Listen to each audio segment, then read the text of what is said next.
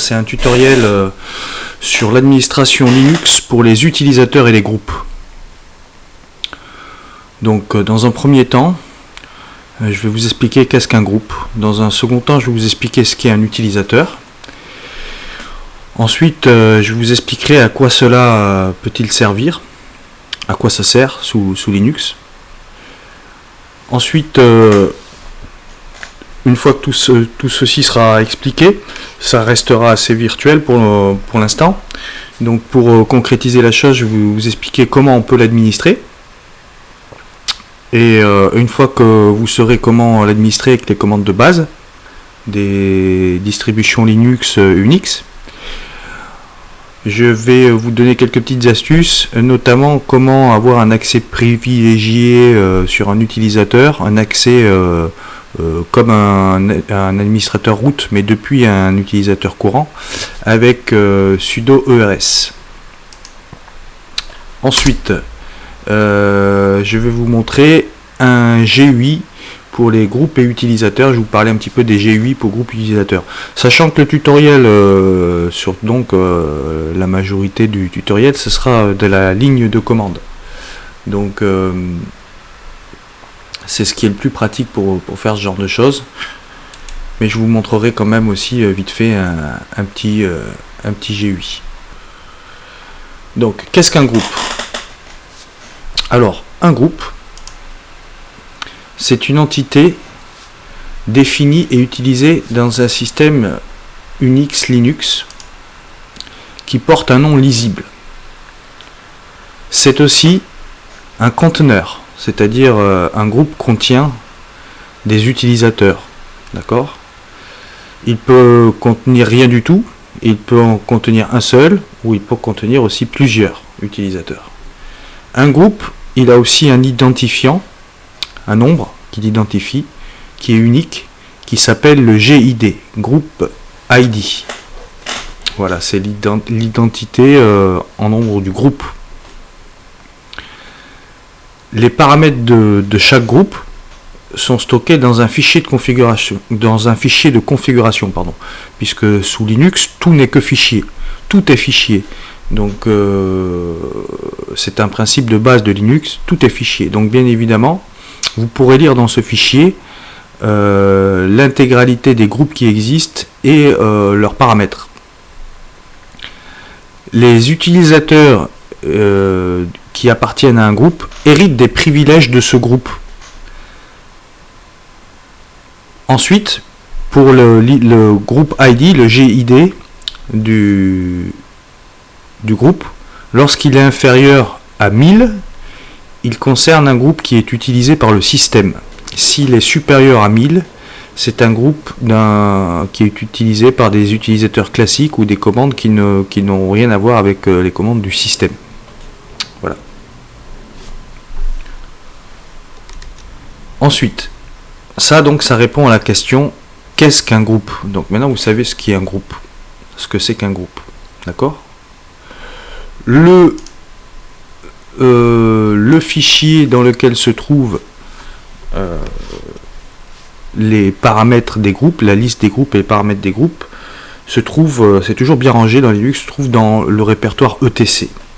Donc ce que je vais faire dans un premier temps, pour accéder à ce répertoire etc, puisque vous n'êtes pas encore censé connaître la commande sudo, je vais me rendre dedans en me loguant comme root. Donc pour certaines distributions, il n'est pas possible, tant que vous n'avez pas fait certaines configurations, pour certaines distributions, il n'est pas possible de se loguer en root. Voilà, où il faut trafiquer certaines choses pour pouvoir y arriver.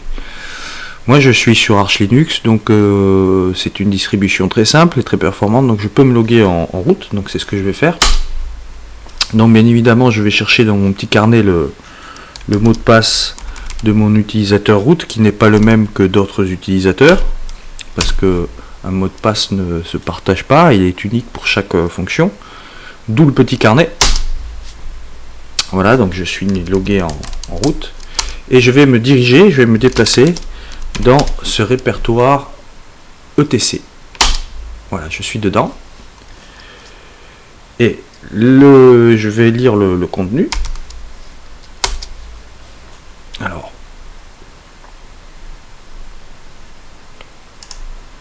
voilà. Et ce qui concerne le groupe, dans ce fichier, se trouvera dans deux principaux fichiers qui se nomment donc groupe et gshadow. Donc, on va lire le contenu du premier, less avec 2 S, groupe. Voilà. Ok. Je quitte avec la touche Q et laisse gshadow. Voilà. Donc ça c'est le contenu, c'est les contenus des deux répertoires, des deux fichiers dans le répertoire ETC qui permettent de lire ce qu'il en est des groupes, leurs paramètres, etc. Ok. Voilà, donc ça c'est pour les groupes. Vous voyez, c'est pas compliqué du tout. Ensuite, on va voir un petit peu ce qu'est un utilisateur. Donc un utilisateur, c'est une entité sous Linux, comme le groupe, qui identifie de manière lisible un accès. Un utilisateur a un identifiant unique, ou le UID, pour le User ID, qui est aussi un nombre, comme le groupe ID. Un utilisateur doit aussi appartenir à un ou plusieurs groupes. D'accord ? Un utilisateur peut avoir un espace dédié, c'est-à-dire que quand vous vous loguez sur cet utilisateur, eh bien, vous pouvez quand vous faites la commande cd tilde, le tile c'est ce caractère là qu'on voit qui clignote sur le blanc, il va aller dans le répertoire où on voit à côté de l'utilisateur le tile. Là pour route, on voit que pour route, quand je lis dans le fichier less etc group, on va voir, alors je vais même faire mieux que ça, comme ça va vous habituer. Je vais faire un pipe, donc là c'est le caractère vertical, c'est la touche Alt GR avec la touche 6, ça fait ce qu'on appelle en Linux une jointure pipe, avec une autre commande qui est grep, qui permet de trier dans ce fichier, de sortir une ligne d'éléments, c'est la ligne qui contient le mot route, et donc de ce fichier on sort toutes les lignes qui contiennent route.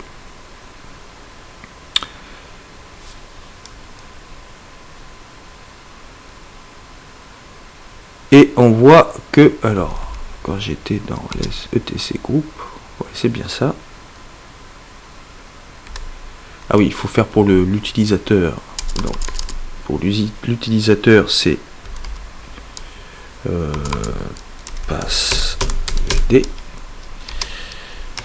grep route. Donc, pour l'utilisateur route, on voit que lorsqu'on se log sur l'utilisateur route, il va se mettre dans le répertoire /root. Ça c'est quelque chose qu'on indique quand on fabrique un utilisateur. Donc quand vous installez Linux, root est déjà installé. Un certain nombre d'utilisateurs et de groupes sont déjà installés. Donc là le tile que vous voyez ici, ça correspond au répertoire par défaut de l'utilisateur ici. D'accord ? Donc je l'ai fait avant de vous le dire, le fichier qui permet de voir les utilisateurs, c'est toujours dans ETC, c'est passwd ou shadow, S-H-A-D-O-W. Ok ? Donc, un utilisateur peut avoir donc un espace dédié dont le contenu d'origine est soit calqué sur le contenu du répertoire ETC scale. Là, on croirait qu'il est vide, mais en fin de compte, il y a des fichiers cachés. Voilà. Donc, les fichiers qui commencent par un point, ce sont des fichiers dits cachés. Donc, on voit qu'il y a un fichier de configuration de VIM et VIMRC avec un point devant, de ZSH, de bash RC, etc. Donc, ça, c'est un modèle. C'est-à-dire, quand je crée un utilisateur, paf, par défaut, il va créer ces fichiers là pour le nouvel utilisateur qui sera les fichiers contenus dans etc-scale. Vous verrez qu'il existe des options de commande qui permettent de lui dire de copier le contenu d'un autre répertoire modèle qu'on aura créé, qu'on voudra. Donc on peut vraiment faire tout ce qu'on veut. Donc le CD tile permettra d'aller dans le répertoire, l'espace dédié qui contiendra par défaut les fichiers de ce répertoire etc-scale, d'accord, à la création de l'utilisateur. Un utilisateur, lorsqu'on le crée, il peut aussi avoir on peut lui définir un langage de script privilégié pour le terminal, un langage d'interprétation de commande pour le terminal. Donc par exemple, ça pourrait être bash, BASH, ça pourrait être ZSH, CSH ou d'autres, d'accord. Voilà. Ensuite, un utilisateur, un fichier, un utilisateur hérite des droits de son groupe. Donc lorsque vous faites la commande ls-l, par exemple là ls etc-scale-la, donc A pour les fichiers cachés, L c'est pour la liste longue, on voit qu'ici là sur la première colonne on a dr, wx, r. Alors si vous avez déjà suivi le tuto qui explique tout ça, vous le savez. Et sinon, en fait la première lettre ça indique quel est le type de fichier, si c'est juste un simple fichier ou un répertoire. D c'est directory en anglais. Après vous avez trois emplacements. Là vous voyez RW tiré, c'est read write, et là il n'y a rien, ça aurait pu être un X comme ici, X c'est exécuté. Donc là on voit que l'utilisateur de ce fichier, c'est-à-dire Jérôme par exemple, alors c'est un mauvais exemple, on va prendre celui-là, l'utilisateur de ce fichier, .bash logout, donc root, peut lire, écrire et ne peut pas exécuter ce fichier.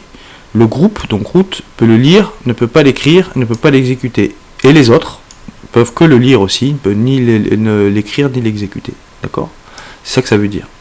Donc on voit qu'il y a des droits d'accès à des fichiers qui sont en fonction de l'utilisateur et du groupe. D'accord? Donc c'est à ça que ça peut servir. Les spécificités donc des utilisateurs, comme je vous l'ai dit, se retrouvent dans le fichier etc passwd. Alors oui, c'est un peu bizarre, ils auraient pu mettre user. Je sais pas, je connais pas l'historique, mais c'est un peu bébête, mais ça se trouve dans ce fichier. Donc dans ce fichier, on voit qu'il y a tous les utilisateurs qui existent du système qui s'y retrouvent avec les paramètres de l'utilisateur. Donc chaque paramètre est séparé par un 2 points. D'accord? Là ici on voit le user ID. Donc ici on voit que c'est un utilisateur qui n'est pas un utilisateur dont le système se sert. Là c'est un utilisateur dont le système se sert, puisqu'il est inférieur à 1000, transmission. Là c'est le groupe ID de l'utilisateur. Là c'est un commentaire, ce qui permet de décrire, vous écrivez ce que vous voulez. Là c'est le répertoire auquel appartient cet utilisateur, c'est-à-dire quand vous allez vous loguer, si vous faites ces détails, vous allez quand vous loguez sur Jérôme, vous faites ces détails, vous vous retrouvez sur Home Jérôme. Et là c'est l'interpréteur de commande du terminal. Quand vous vous loguez, pour moi ça sera bin ZSH. Okay, vous voyez qu'il y en a d'autres, c'est no login, sbin no login, et d'autres bin false. Donc bin false, ça veut dire qu'il ne peut pas se loguer sur un terminal, il sera rejeté. Et sbin no login, ça veut dire qu'on peut se loguer, mais on peut pas utiliser de commande depuis un terminal. Voilà. Ensuite, il y a un autre fichier de paramètres des utilisateurs qui s'appelle shadow. Voilà son contenu.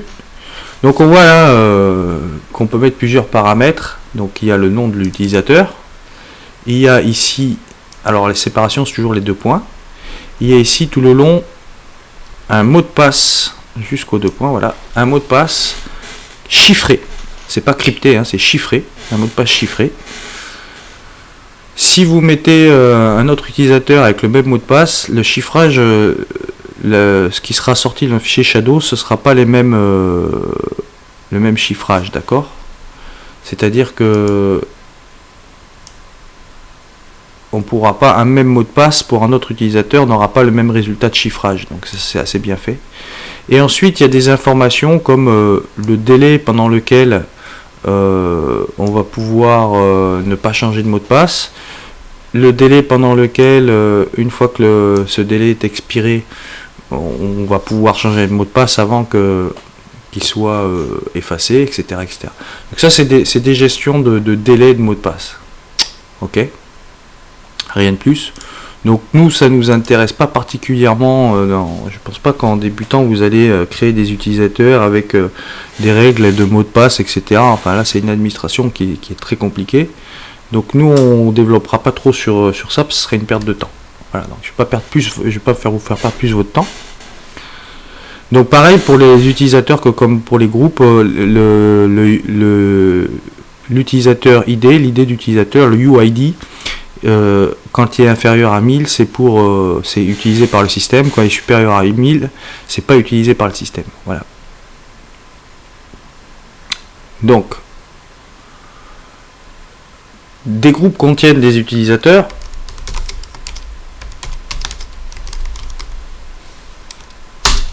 On voit que par exemple le groupe bin sur la deuxième ligne en haut a plusieurs utilisateurs, l'utilisateur root, l'utilisateur bin et l'utilisateur daemon. Donc on peut créer un utilisateur, un groupe avec le même nom. D'ailleurs, quand on crée un utilisateur par défaut, il crée un groupe avec le même nom. Voilà. On peut changer ces paramètres par défaut aussi. Donc voilà, ça maintenant vous savez ce qu'est le principe de ce qu'est un utilisateur. À quoi ça sert? Alors, c'est uniquement fait pour gérer des accès à des fichiers, mais de manière très large. Alors ça, je résume parce que sous Linux, tout est fichier. Donc c'est vraiment pour gérer des droits d'accès sur des fichiers dans un système multi-utilisateur. Ensuite, ça permet de gérer des droits d'accès de façon assez complexe et précise, parce que si vous aviez que des utilisateurs, eh bien il faudrait pour une seule personne plusieurs utilisateurs si cette personne peut faire plusieurs choses différentes.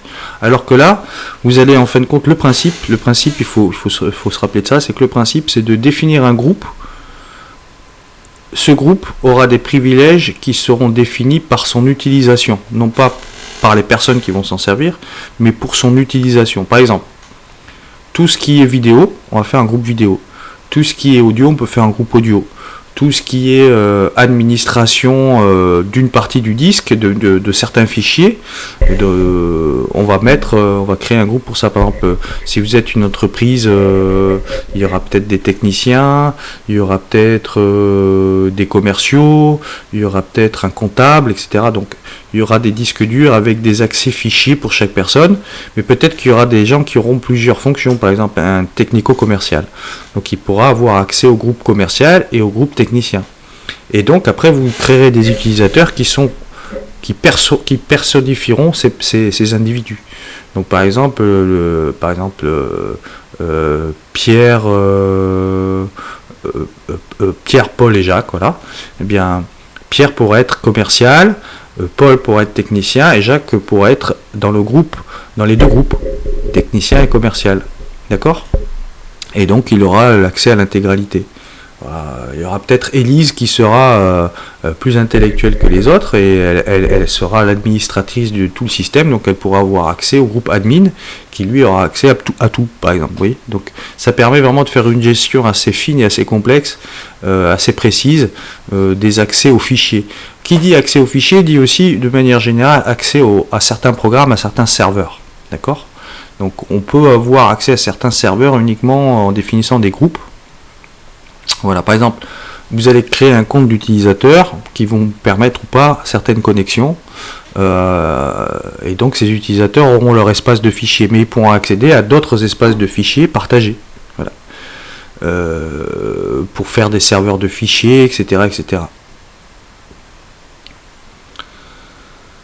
Pour les administrations, pour tout ça. Donc en fin de compte, l'utilité en termes de droits des groupes et des utilisateurs, c'est vraiment très très intéressant.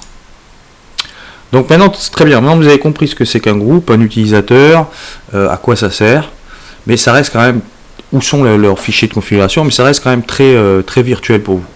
Donc, comment on va faire pour administrer tout ça? Parce que c'est bien beau de comprendre, mais il faut pouvoir être aussi actif, quoi. Donc, je vous ai un petit peu montré aussi où se trouvaient leurs fichiers de configuration, parce que ça c'est très important pour pouvoir administrer quelque chose, de savoir où se trouvent les fichiers de configuration. Donc retenez bien, etc password, etc shadow, etc group, etc g shadow pour les mots de passe de groupe, donc hein. Voilà. Et retenez bien aussi etc scale qui est un répertoire. Le contenu de ce répertoire, c'est par défaut tout ce qui va être créé quand vous créez un nouvel utilisateur. D'accord? Il y a aussi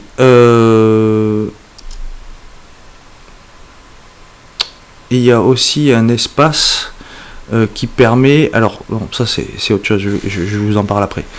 Maintenant, vous savez où se passe quoi, donc où aller voir où sont les utilisateurs, qu'est-ce qu'ils peuvent faire, etc., quels sont leurs identifiants, etc., c'est très bien. Mais maintenant, il va vous falloir pouvoir agir. Donc il y a certaines commandes de base sur tous les Linux, tous les systèmes Linux, qui vous permettent de créer, de modifier ou de supprimer un groupe ou un utilisateur. Donc on va commencer par le groupe. Donc les commandes, vous allez voir, c'est très facile, c'est groupe add, groupe mode et groupe del pour ajouter un groupe, modifier un groupe ou supprimer un groupe. Del c'est delete en anglais. Ok. Donc on va utiliser la commande de man qui appelle les pages de manuel de groupe add, parce que c'est ce qu'on fait même souvent, c'est de lire les manuels, c'est fait pour ça. Donc groupe add crée un nouveau groupe. La commande groupe add crée un nouveau compte de groupe en utilisant les valeurs spécifiées sur la ligne de commande et les valeurs par défaut du système. Le nouveau groupe sera inséré dans les fichiers du système selon les besoins. Et vous avez la liste des options que vous lirez, bien évidemment, et que vous lirez probablement systématiquement avant de vous en servir, parce que généralement, à moins qu'on soit un administrateur système Linux, mais si c'était le cas, vous ne regarderez pas ce tuto, ce sont des commandes dont on se sert assez rarement, ou du moins quand on installe Linux et qu'on paramètre, et donc on lit les pages de manuel à chaque fois qu'on doit s'en servir, du fait qu'on oublie des choses.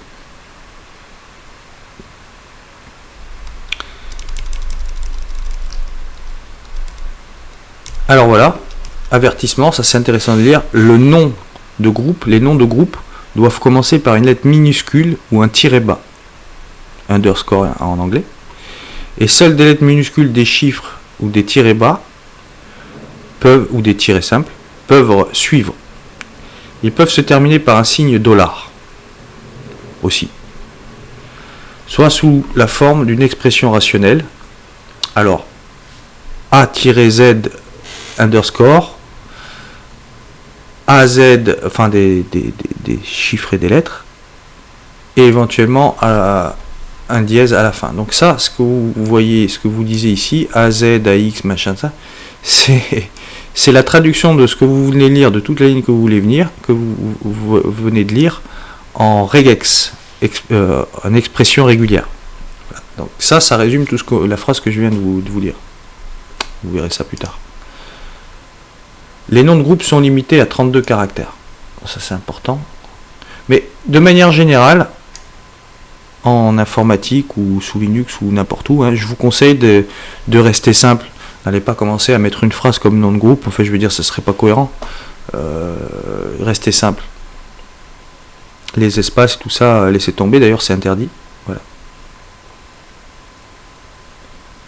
Donc, et ils disent qu'on ne peut pas ajouter d'utilisateurs au groupe NIS et LDAP. Bien évidemment, ce n'est que le serveur qui a le droit de faire ça. Si un groupe existe déjà, eh bien la commande refusera de créer le groupe, évidemment, puisqu'il existe déjà. Et enfin, lorsque vous avez exécuté la commande groupe add, il retourne des valeurs qui correspondent à des messages. et qui vous permettront, lorsque vous créerez un script, si un jour vous créez un script avec ce genre de commande, de pouvoir interagir avec la commande du script de groupe add. Voilà, c'est à ça que ça sert. Ok, très bien. Donc maintenant on va faire man. Oh, bah, on va plutôt directement faire un exemple avec groupe add. On va créer un groupe. Donc je vais créer un groupe add. Ah oui, alors c'est que root qui peut servir des commandes groupe add, groupe mode, groupe del, hein, bien évidemment. Il faut être super utilisateur ou avoir un accès d'utilisateur un peu particulier pour avoir la possibilité d'administrer en fin de compte. Voilà. Donc groupe add Toto 1. Donc je vais ajouter un groupe Toto 1. Voilà, c'est fait. Donc si je fais less group, etc group, et que je lui demande de me sortir que la ligne qui concerne Toto, on voit que j'ai créé un Toto 1 il m'a mis un GID 2002. Ok. Maintenant, si je veux créer un Toto 2 et que je vais lui donner un ID différent, alors je peux mettre soit G, soit GID, et je vais lui mettre 1010, 1100. Allez, hop. Voilà, il l'a fait. Et là, on voit que j'ai donc Toto 1 toujours en 1002 et Toto 2 qui a un GID de 1100. Donc, c'est les options de groupe add. Vous voyez le tiret G ou le 2-GID, la valeur numérique de l'identifiant, voilà, tel que défini. On peut mettre un mot de passe. Alors, on peut mettre le mot de passe sur la ligne, mais seulement le mot de passe, si vous le mettez comme ça, il ne sera pas chiffré dans le fichier shadow, et ça c'est dommage. Donc si vous voulez rentrer le mot de passe, il faut qu'il soit rentré chiffré. Donc il faut que vous renvoyiez une commande crypt, la commande renvoyée par crypt. Il y a une autre manière de créer des mots de passe, mais pour un utilisateur, c'est passwd. Voilà. Bon, je vous expliquerai ça après au moment des utilisateurs. Donc par défaut, les groupes n'ont pas de mot de passe. Alors, remarque, l'utilisation de cette option est déconseillée car le mot de passe chiffré, peut être visible des utilisateurs qui affichent la liste des processus. Évidemment, puisque du coup, quand vous tapez sur le clavier, vous avez la liste des processus et vous voyez le mot de passe qui a été rentré. Et donc, c'est une erreur de sécurité. Voilà. Vous pouvez créer un groupe système avec l'option R ou l'option 2-système. Et chroot, je vous en parle pas de suite, je ferai un tutoriel pour chroot. C'est un peu particulier, c'est pas très compliqué, mais j'ai pas envie de vous embrouiller. Voilà, donc voilà pour la commande groupe add. Vous voyez, c'est vachement facile. Maintenant, on va voir la commande groupe mode. Donc modifier la définition d'un groupe du système. La commande groupe mode modifie la définition du groupe spécifié en modifiant l'entrée correspondante de la base de données des groupes. Voilà. Les options disponibles pour la commande groupe mode sont donc toujours, on peut changer le GID du groupe, l'idée du groupe.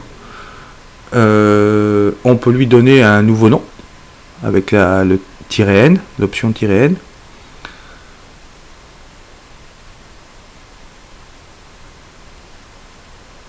On peut, les mots de passe, enfin les trucs classiques pour un groupe, il n'y a pas grand chose, hein, ces groupes c'est quand même assez simple. Donc je vais vous donner un exemple, puisque j'ai déjà Toto 1 et Toto 2. Je vais faire donc groupe mode, on va changer le groupe par 1003, on va le faire suivre, de Toto 2. Voilà. Et si je fais donc la liste d'un groupe des Toto, et ben voilà, j'ai changé le groupe ID de Toto 2, tout simplement. Et maintenant on va voir la commande groupe del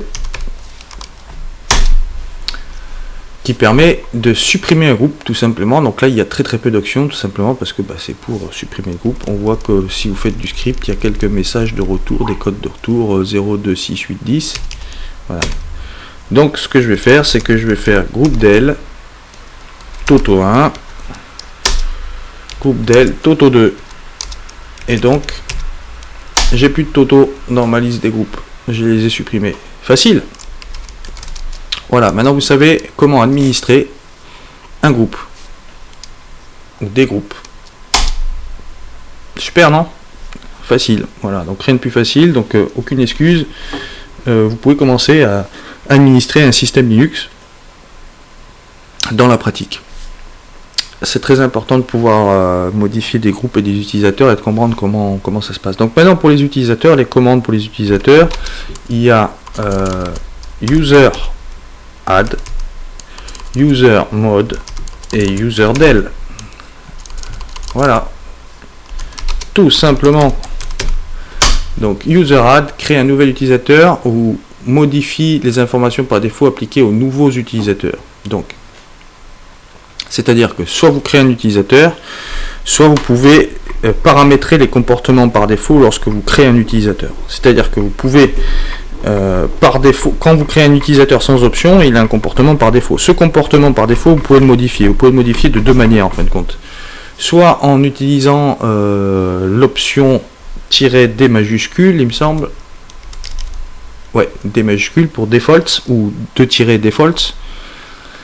Soit vous allez directement modifier le fichier, puisque tout n'est que fichier, qui permet d'avoir le comportement par défaut. Le fichier du défaut, de comportement par défaut de UserAdd se trouve dans etc default UserAdd.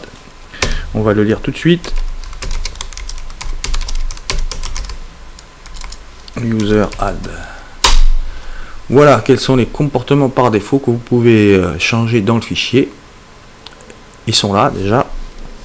Et vous pouvez changer cela. Vous voyez le scale, donc ils disent que c'est dans etc scale, vous pouvez le changer par défaut, le shell utilisé par défaut par l'accès à un terminal ou une console, etc. etc. Ok, ensuite, quelques options bien pratiques. Alors, faites attention, l'option -b, -b et -d, c'est pas exactement la même chose. Alors, base dir, c'est un répertoire de base relatif, on va dire. C'est-à-dire que, par exemple, admettons que je crée un répertoire Toto 1 et que je lui demande je mets l'option -b /home/Toto 1. Eh bien, il va me mettre Toto 1. Alors déjà, il faut que j'ai créé à l'avance ce répertoire, si je le fais comme ça. C'est-à-dire, je crée un répertoire home Toto 1. Et je crée avec l'option -b home Toto 1. Ben, ça n'a pas marché parce que il va me chercher home Toto 1, home/Toto 1/Toto 1. Voilà, répertoire de base par défaut du système. Voilà. Avec D, c'est directement le répertoire. Si je fais home Toto 1, là il va me mettre dans home Toto 1. Alors que là, pour avoir home Toto 1 avec petit b, il faut que je mette juste /home. Et lui me fera /home / le nom d'utilisateur. Donc si je veux que ce Toto 1, par exemple, je vais vous donner un exemple qui va tout de suite vous faire mieux comprendre. Si je crée Toto 1 et je veux qu'il ait un répertoire home Toto, et ben je crée UserAdd -d home Toto espace Toto 1. Et là ça marche. Ok? Il faut déjà que j'ai créé ce répertoire.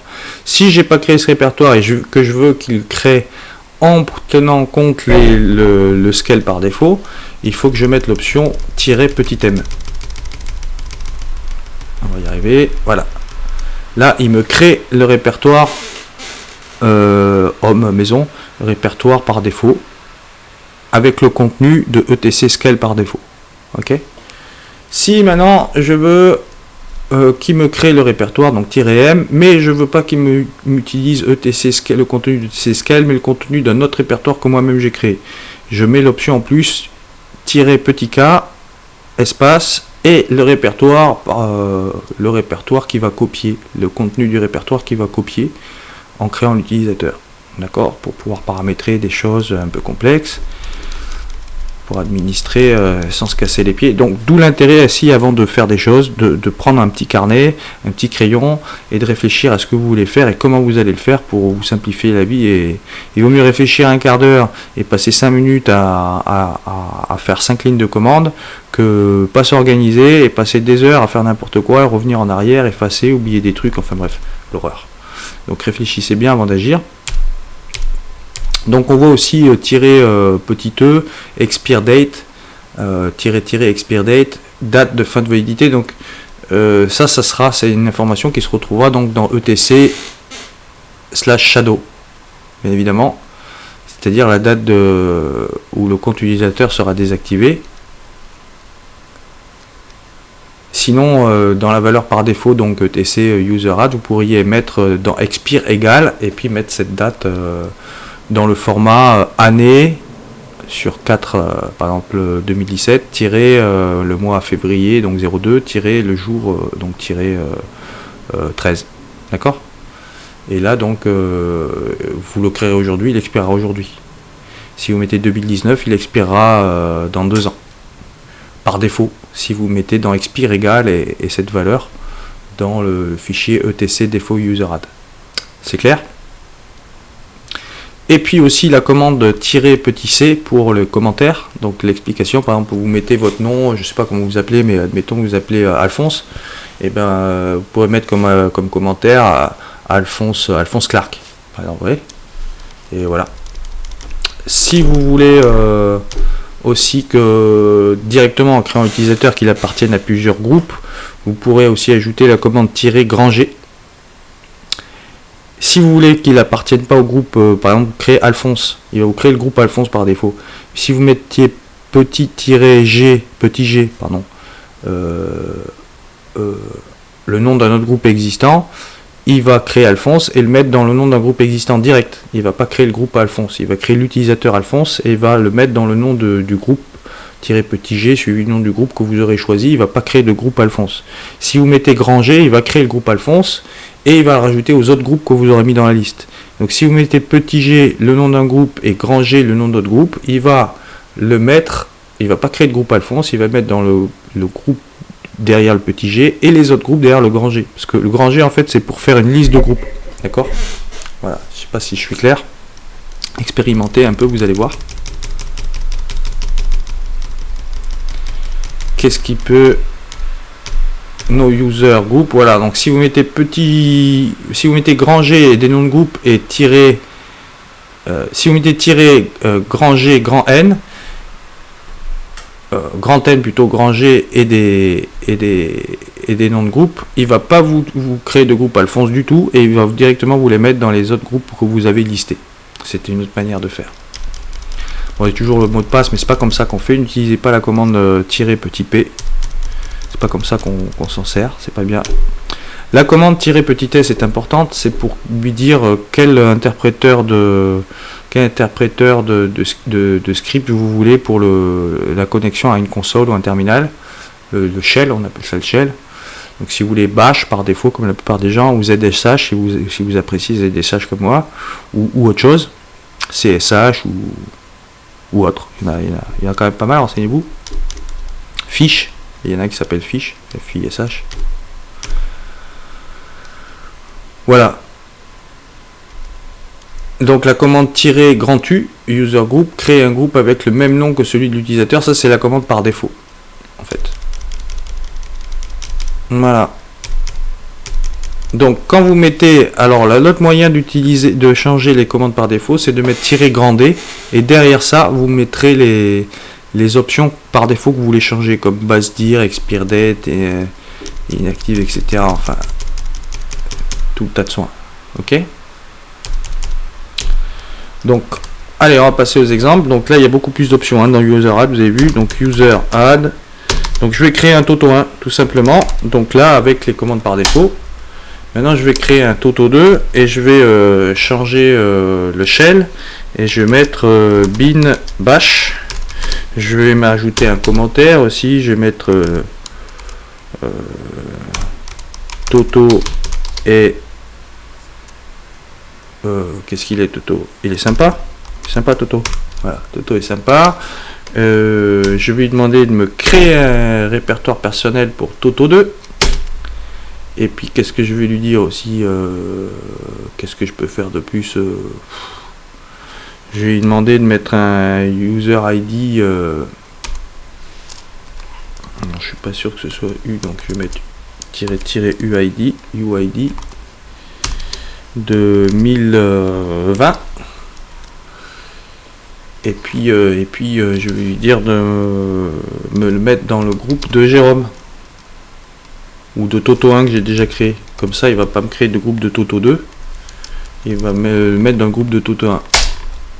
Donc là, ça prend un peu plus de temps, tout simplement parce qu'il a créé le répertoire homme. Donc maintenant, si je fais ls homme, pour voir un peu ce qui se passe, j'ai pas de répertoire Toto 1 parce que par défaut il me le crée pas. Par contre, j'ai un répertoire Toto 2 parce que j'ai mis la petite option "-m" minuscule là. Ok. Si je lis le contenu de Toto 2, le contenu exhaustif avec le fichier caché, on voit que j'ai tous les fichiers par défaut qui étaient dans etc-scale. Si je lis le fichier qui concerne les utilisateurs et en particulier tout ce qui concerne Toto à l'intérieur, et bien je vois que Toto 1 a été créé avec un user ID de 1002, avec un groupe ID de 1002, et il n'a pas de commentaire et il accède à Home Toto 1 qui n'existe pas. Si vous regardez bien ls home, il n'existe pas. Il devrait accéder à Home Toto 1, mais il n'existe pas Home Toto 1. Et par défaut, il a un shell, un langage de shell qui est binzsh, interpréteur de commande. Voilà. Toto 2, lui, par contre, a un user ID de 1020, comme on lui a dit. Il est dans le groupe 1002 de Toto 1.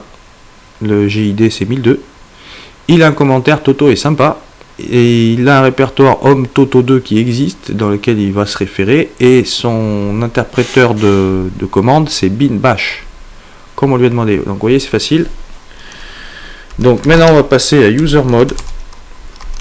On va pas s'éterniser sur des choses simples non plus. Je pense que j'ai été assez détaillé, sans rentrer dans des détails qui vous demanderaient d'apprendre d'autres choses, que vous allez apprendre bientôt. Man user mode, donc là c'est la même chose, on peut modifier des utilisateurs avec toutes ces options que vous verrez.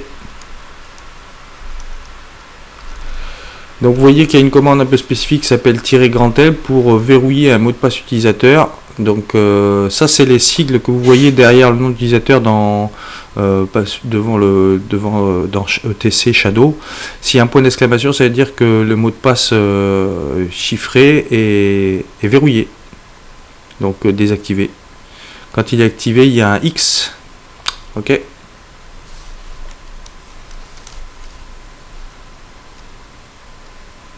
Et si vous voulez verrouiller le compte, si vous voulez qu'il soit plus accessible, il est nécessaire de placer date de fin de validité à 1.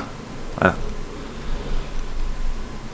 Donc vous pouvez aussi déplacer directement tout le contenu d'un répertoire personnel. Donc par exemple Home Toto, vous pouvez le déplacer ailleurs avec la commande -m ou -move home. Ok.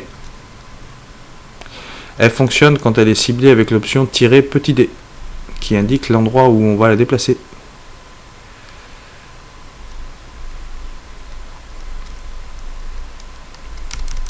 Voilà, toutes les options. Vous pouvez déloquer avec -U.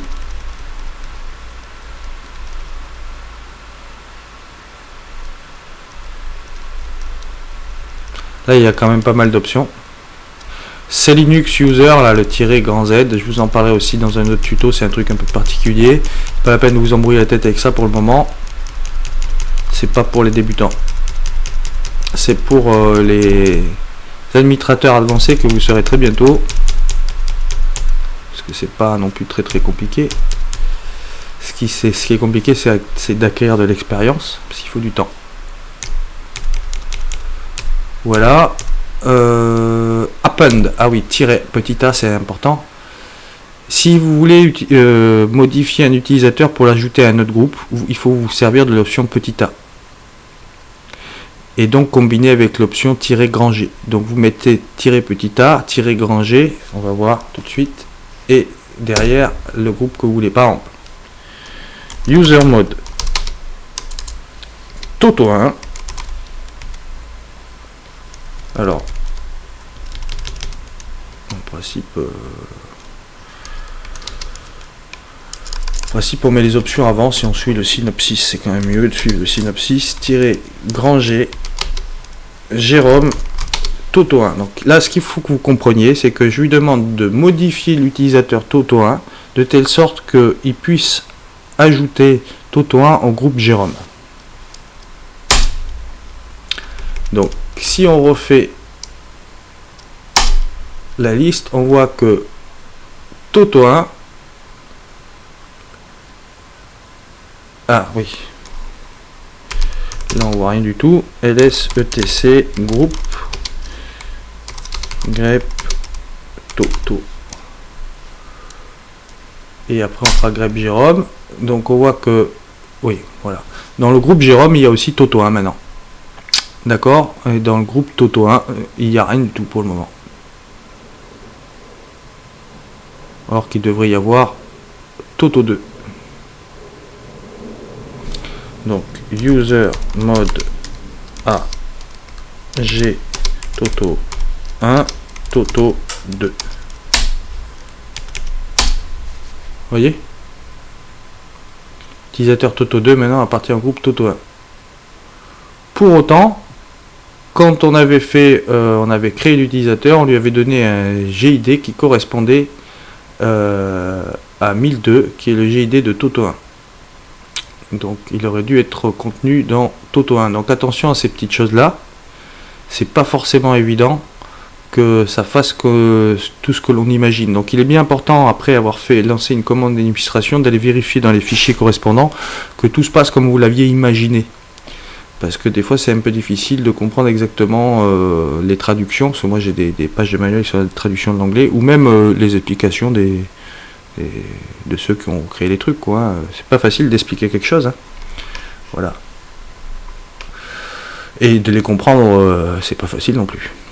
Voilà, donc maintenant user mode, vous savez vous en servir. Il y a sur internet pas mal d'aides pour ces commandes de base si vous avez quelque chose à faire en particulier, mais généralement si vous prenez le temps de lire si vous savez ce que vous voulez faire dans un premier temps, vous avez mis un petit carnet, vous avez écrit dessus ce que vous voulez faire, et que vous lisez les pages de manuel, il n'y a pas de raison que vous n'y arriviez pas. Surtout que vous avez vu, pour ces commandes de base, les pages de manuel existent en français, il suffit d'installer les pages de manuel françaises. Donc référez-vous à votre package manager. Là pour Arch, c'est dans AUR, c'est dans les paquets AUR que vous trouverez man en français. Ok. Ensuite, il reste la commande user del. Donc facile, comme vous l'imaginez, c'est pour supprimer un utilisateur avec très peu d'options. Donc oubliez ces Linux, oubliez chroot pour le moment, ok, surtout. Donc tiret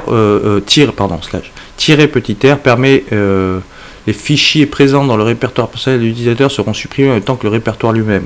Ok, donc on va s'en servir. Donc ls home. Ok, on a un répertoire Toto 2. Si je fais user del Toto 1, il va me supprimer donc Toto 1. Ah, il veut pas, tout simplement parce que le groupe Toto 1 contient d'autres membres. Donc il faut que je fasse bien sûr groupe del Toto 1. Impossible parce que le groupe primaire de l'utilisateur, c'est le groupe primaire de l'utilisateur Toto 2. D'accord, vous avez compris? Donc il faut faire user del Toto 2. Mais si je fais user del Toto 2, il va me rester le répertoire Toto 2. Donc -r Toto 2. Passe-moi de Toto 2 parce que Toto 2 n'a pas été trouvé. C'est pas grave, il a quand même effacé le répertoire Toto 2 et il a quand même effacé aussi Toto 2. Vous voyez, et password aussi, passwd, pardon. Il n'y a plus de Toto 2. Il n'y a plus de Toto 1, mais il reste le groupe Toto 1. Donc, groupe del Toto 1. Et voilà. Il n'y a plus de Toto. Simple, non? Voilà. Il y a aussi une commande user qui vous permet d'identifier les utilisateurs qui sont connectés sur votre machine. Donc là, le terminal root, c'est pas un utilisateur tel que les autres. Root, il est toujours connecté, hein. Si je m'étais connecté sur le terminal avec un autre utilisateur, il serait pas dans la fiche dans la liste non plus, parce que c'est pas un utilisateur vu comme connecté à la machine, mais sur une console sans lien externe. D'accord? Donc il y a aussi la commande SU qui permet de se connecter sous le nom d'un utilisateur. SU est le nom d'un utilisateur. Ou la commande passwd qui permet de changer le mot de passe. D'accord? exit me permet de sortir de là où je suis rentré. SU route, c'est pareil que SU tout court. D'accord. Si je suis dans Jérôme et je fais passe WD, et je vais changer mon propre mot de passe. Là, à ce moment-là, il va me demander si je fais SU et que je re-rentre. Donc, il faut que je mette le mot de passe X. Où est-ce qu'il est mon truc? Ouais. Ah, N, pardon. Hein, je vais dans mon petit carnet. Donc, si je rentre dans route et que je fais passe WD Jérôme, je change le mot de passe de l'utilisateur Jérôme. Nouveau mot de passe, là je vais mettre le même. Pardon. Et je confirme. Alors vous voyez, ne vous affolez pas quand vous rentrez le mot de passe, il ne s'affiche pas, c'est normal, c'est une sécurité. Il ne s'affiche pas, mais vous le tapez, il rentre dedans, hein, d'accord? Donc c'est pour pas que quelqu'un derrière puisse le voir. Et c'est comme ça qu'il faut rentrer un mot de passe et pas autrement. Parce que c'est sécurisé. Si vous rentrez un mot de passe avec l'option petit p, c'est un désastre, ne faites jamais ça. D'accord? Il faudrait utiliser l'option crypt pour chiffrer le mot de passe. Et même en faisant ça, vous aurez affiché sur la ligne de commande votre mot de passe. Donc quelqu'un qui va aller dans l'historique des lignes de commande du terminal le lira. Donc c'est un problème, c'est un vrai problème. Donc ne faites pas comme ça. Voilà. Maintenant, on a fini cette partie. Vous savez administrer un utilisateur et un groupe. Génial, bravo.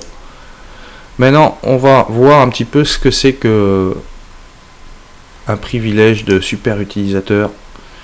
Sudo ERS, c'est le nom du programme qui permet, alors souvent c'est par défaut sur sur pas mal de distributions, des fois non, et il faut l'installer via votre package manager, ou en français votre comment on pourrait dire, bon, peu importe, on s'en fout, vous comprenez package manager, je pense. Donc sudo ERS, c'est ce qui permet, c'est l'application qui vous permet de faire un sudo quelque chose. Donc là je sors de là par exemple, et si je fais user add toto là depuis un utilisateur quelconque, donc depuis Jérôme là en l'occurrence, utilisateur Jérôme, pardon, user add toto, il me demande mon mot de passe et me dit j'ai pas le droit. J'ai pas le droit parce que je suis pas un utilisateur comme root, je suis pas un super administrateur, donc je ne peux pas. D'accord? Pour pouvoir le faire, il va falloir que je fasse sudo user add toto, et là ça va être bon. Donc je rentre mon mot de passe d'utilisateur normal et c'est bon.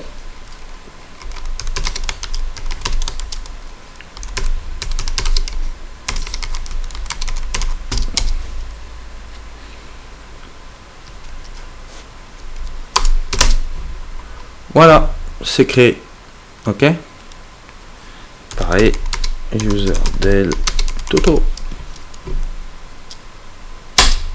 Il me redemande pas le mot de passe, vous avez vu, tout simplement parce que avec sudo rs, il y a un délai. Quand vous rentrez votre mot de passe une fois, il est valable 5 ou 10 minutes, je crois, avant qu'il vous le redemande. C'est quand même assez pratique, parce que comme ça vous pouvez enchaîner 4-5 commandes d'administration. Alors c'est très bien, mais en fin de compte c'est pas quand vous installez sudo rs, il se peut que ça ne fonctionne pas comme ça tout seul, très certainement, tout simplement parce qu'il va falloir lui dire que pour tel utilisateur on peut utiliser la commande sudo, sinon n'importe qui va pouvoir faire le super administrateur, ce sera un merdier incroyable et c'est une faille de sécurité. Donc c'est comme pour tout, je me remets en route.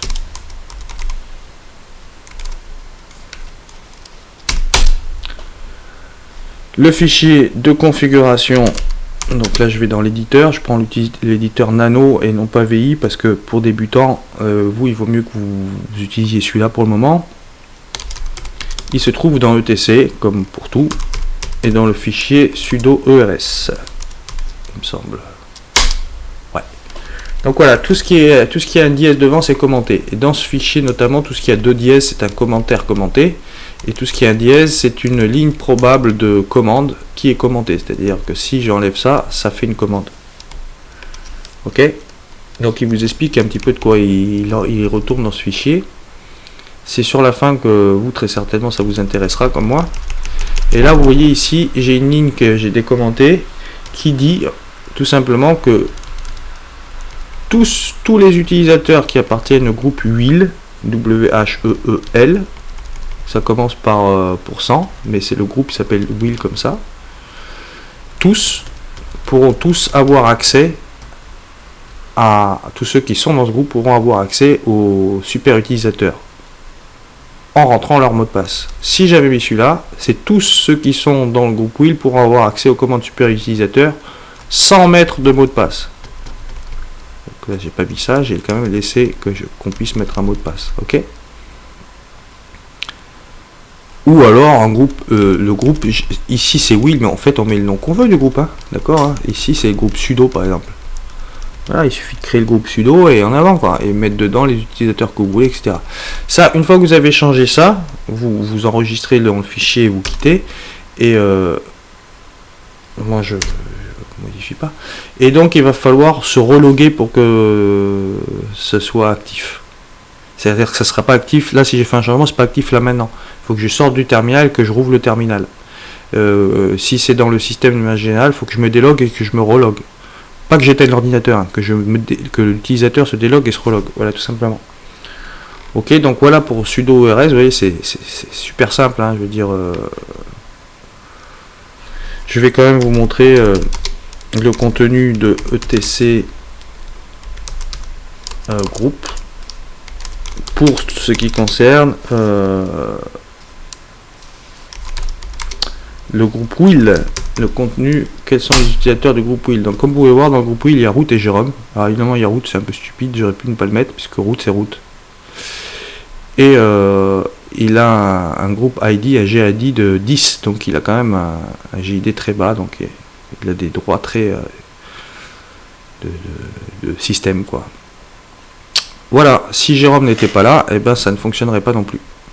Ou si vous avez appelé Pierre, il faut donc décommenter la ligne ou ajouter une ligne avec un nom de groupe en lui disant que vous pouvez avoir accédé à tout avec ou sans mot de passe, enfin comme vous avez compris, et que vous allez donc rajouter le nom de votre utilisateur au groupe que vous voudriez créer, dont sudo rs va pouvoir se servir. Et donc vous reloguez et voilà, ça va fonctionner. Super, non ? Voilà, donc maintenant je vais vous parler un peu cette étape est terminée, donc je vais vous parler un petit peu du GUI. Ah non, alors avant ça, je vais quand même vous donner quelques petits exemples. Admettons que vous ayez je vous en parlais vite fait, ça prend 2 minutes, vous ayez un serveur de fichiers FTP. Si vous ne savez pas ce que c'est, je vous en parlerai dans un tutoriel. Et vous voulez que seulement certaines personnes puissent y accéder à un endroit particulier, etc. Vous allez donc créer un groupe FTP. Dans le groupe FTP, vous mettrez le nom des gens que vous voudriez autoriser à accéder.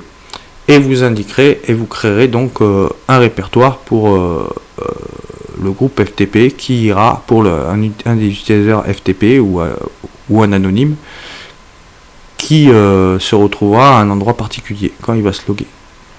D'accord ? Voilà un exemple d'utilisation. Et ça va marcher à peu près pour tout ce qui est serveur. Pas à peu près pour tout ce qui est serveur. Voilà, et certains programmes. Voilà, donc maintenant je vais vous parler un petit peu des GUI. Donc il y a certaines distributions, pas toutes, qui ont dans leur...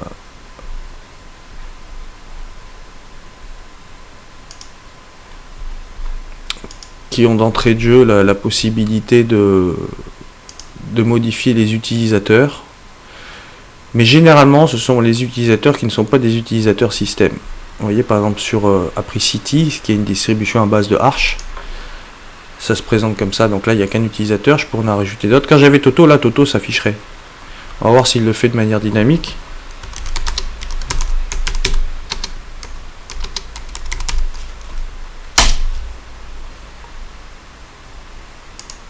Ouais, il l'a fait de manière dynamique. Donc maintenant, il existe un Toto. Et si je veux modifier Toto, là je peux pas, puisque je suis logué en tant que Jérôme Lantéry, l'utilisateur Jérôme. Jérôme Lantéry, c'est donc le commentaire que vous avez mis. Si je modifier ça, il faut que je déverrouille. Et comme j'ai accès avec sudo ers, je peux le déverrouiller en mettant mon mot de passe. Je vais devenir un super administrateur du moment. Et donc là maintenant je vais pouvoir modifier Toto. Et je vais pouvoir lui dire de devenir lui un administrateur. Moi, vous voyez, j'ai la possibilité. Si je clique là, son nom va se rajouter au Will, au groupe Will, d'accord. Je vais spécifier un langage. Voilà, mot de passe compte désactivé.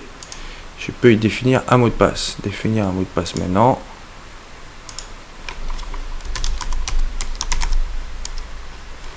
Vérifier le mot de passe. Et me dit que mon mot de passe il est pourri.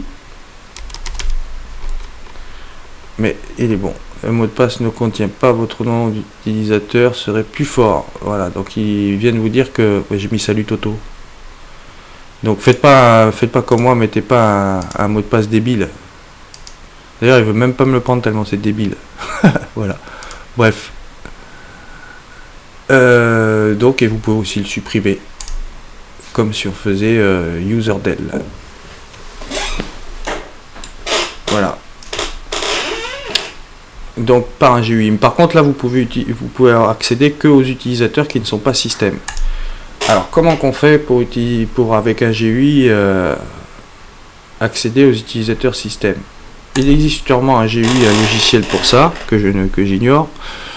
Je crois dans GNOME Tools par exemple avec le bureau GNOME. Mais sinon il y a aussi en passant par le web browser il y a aussi moyen d'installer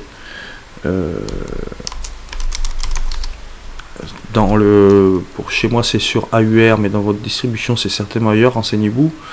Il est possible d'installer Webmin. Voilà, il est déjà installé. Il faut juste démarrer le démon. Alors, ah ben je suis root donc c'est bon.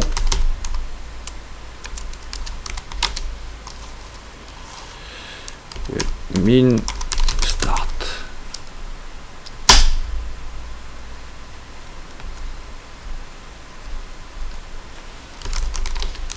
Oui, je fais n'importe quoi.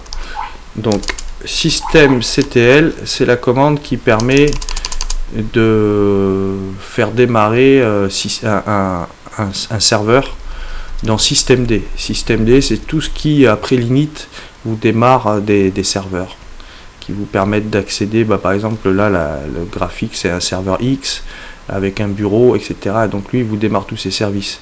Et systemctl, pour system control, vous permet de démarrer un service, ou enable, ça vous permettrait de le démarrer au démarrage, etc. etc.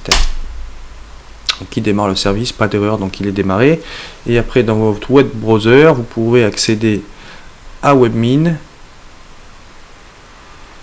en rentrant l'adresse HTTPS. Alors, donc il se démarre. Ça prend un petit peu de temps parce que je suis dans une machine virtuelle.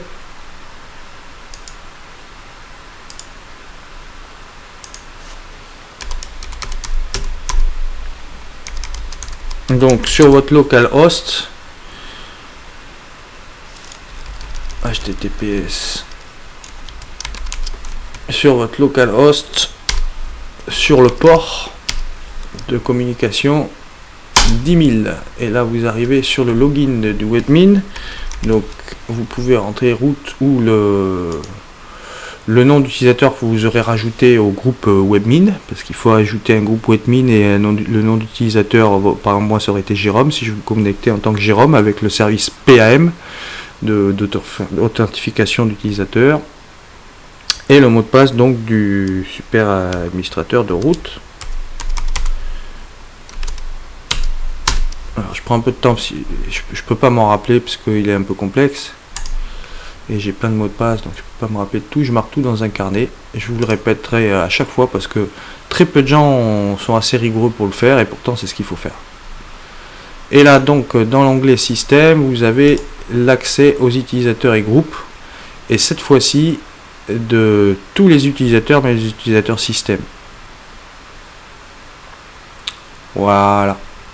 L'avantage c'est que vous pouvez créer, modifier, supprimer des utilisateurs d'un fichier de traitement par lot, c'est-à-dire pas qu'un seul mais plusieurs, enfin faire des tâches par lot. les exporter, etc. Donc c'est pas mal. Webmin. Ok. Il existe ça donc. Voilà, donc ce tutoriel est terminé. J'espère que ça n'a pas été trop long et pas trop désagréable. Et bien, je vous dis à bientôt. N'hésitez pas à me laisser des critiques constructives pour que je puisse améliorer la qualité de mes tutoriels. Merci, au revoir.